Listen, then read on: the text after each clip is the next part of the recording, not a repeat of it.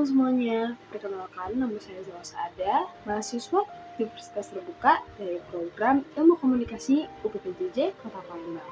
Pada kesempatan ini, saya ingin menyampaikan pidato saya yang berjudul Kenapa sih kesehatan mental penting sekali bagi mahasiswa? Assalamualaikum warahmatullahi wabarakatuh. Yang terhormat pada Ibu Fatnis, selaku tutor mata kuliah public speaking, dan teman-teman saya berbagai usia yang menonton video ini, semoga kalian semua selalu diberikan kesehatan dan bisa menonton video ini sampai selesai. Apa kabar semuanya? Apa kalian baik-baik aja di sana? Hari ini kita akan membahas tentang kenapa sih kesehatan mental itu penting sekali bagi mahasiswa. Membicarakan tentang kesehatan mental tidak hanya berarti menghindari gangguan seperti depresi atau kecemasan. Lebih daripada itu, teman-teman. Kecemasan mental juga berkaitan dengan kemampuan seseorang untuk mengelola perasaan, menyesuaikan diri dengan berbagai tekanan, membangun hubungan yang baik, dan membuat keputusan yang bijak. Ternyata ada banyak mahasiswa kelompok yang rentan mengalami tekanan dalam hal psikologi loh, teman-teman. Beberapa penyebabnya yaitu pertama, tekanan akademik seperti jadwal tugas, ujian, skripsi, dan target nilai yang tinggi.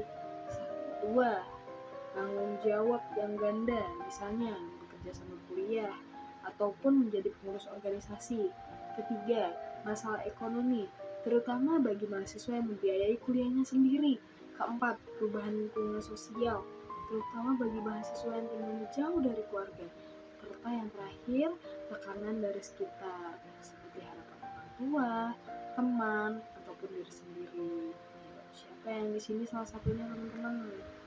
Jika tidak dikelola dengan baik, semua faktor yang aku sebutin tadi itu bisa menyebabkan stres yang lama yang berdampak buruk bagi mahasiswa. Lalu, kenapa sih kesehatan mental itu sangat penting bagi mahasiswa? Banyak faktornya, teman-teman. Pertama, kesehatan mental mempengaruhi pada kemampuan belajar. Kalau mental stabil, mahasiswa lebih mudah fokus, memahami materi, dan tampil secara akademik. Baliknya, jika stres tinggi, kemampuan berpikir bisa menurun, bahkan bisa mengalami kelelahan mental. Lalu, kesehatan mental juga mempengaruhi interaksi kita pada orang lain, seperti mahasiswa hidup di lingkungan yang penuh interaksi dengan teman, dosen, orang yang di kampus.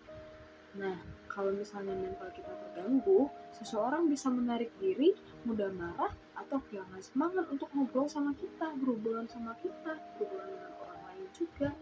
Lalu, kesehatan mental menentukan pengambilan keputusan mahasiswa, seperti keputusan yang penting, seperti memilih jurusan, atau merencanain masa depan. Kalau misalnya mental kita sehat, membuat seseorang bisa berpikir dengan jernih, mengambil keputusan dengan jelas, tanpa terjebak masa takut yang berlebihan. Lalu, gimana sih caranya mempertahankan kesehatan mental bagi mahasiswa? Nah, kok seperti kita bisa mengatur waktu dengan baik, biar tidak kelelahan. Kedua, mencari dukungan, seperti menceritakan masalah kita atau curhat ke teman, keluarga, ataupun dengan dosen kita. Ketiga, jangan lupa olahraga, teman-teman. Jangan skip olahraga, teman-teman. Olahraga itu bisa meringankan stres, apalagi terutama untuk kita yang mahasiswa yang banyak tekanannya. Keempat, pola emosi dengan cara meditasi, baca-baca jurnal, dan teknik relaksasi. Banyak kok. Ada lagi, kalau membutuhkan seseorang atau konseling, yang di sini kalau misalnya stres langsung ke psikolog, tidak apa-apa, teman-teman. Itu juga cara mempertahankan kesehatan mental bagi mahasiswa. Yang terakhir, lakukan gaya hidup yang seimbang, termasuk istirahat yang cukup dan pola makan yang baik. Nah, dari penjelasan tadi, kita bisa tahu bahwa kesehatan mental sangat penting dalam hidup seseorang mahasiswa. Jika kesehatan mental baik, maka mahasiswa bisa belajar dengan lebih baik, berkomunikasi dengan orang lain secara positif, dan memiliki semangat yang kuat untuk menghadapi masa depan. Sebagai mahasiswa, kita harus memulai memahami betapa pentingnya kesehatan mental dan mendukung serta menebarkan suasana kampus yang aman, nyaman, serta penuh kasih sayang.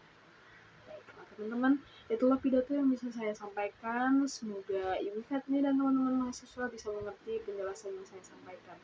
Jika ada pertanyaan atau saran dari teman-teman sekalian terkait tentang topik yang saya jelaskan tadi, teman-teman bisa langsung sampaikan. Kita bisa memahami topik ini dengan lebih baik lagi. Terima kasih atas perhatiannya. Wassalamualaikum warahmatullahi wabarakatuh. Sampai jumpa di pidato selanjutnya, teman-teman. Dadah.